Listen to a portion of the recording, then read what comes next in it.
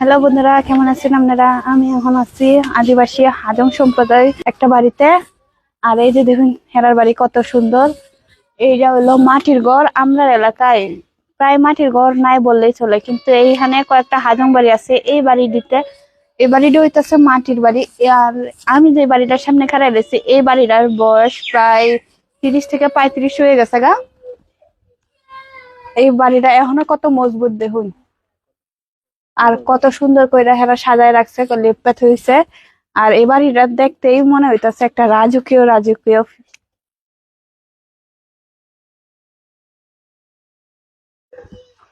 আর এই মাটির ঘরে কিন্তু একটা গুণ আছে। এই গুণটা হলো, এই মাটির ঘরে থাকলে এত ঠান্ডা লাগে যে রোদের দিনেও এটা ঘরের ভিতরে ঠাউন যায়, ঠান্ডা লাগে। আপনারা কারা কারা এলাকায় এরকম মাটির ঘর আছে সুন্দর সুন্দর, কমেন্ট করে জানায়েন। আর আমরা এই মাটির ঘরটা আপনাকে কেমন লাগলো এটাও কমেন্ট করে জানায়েন।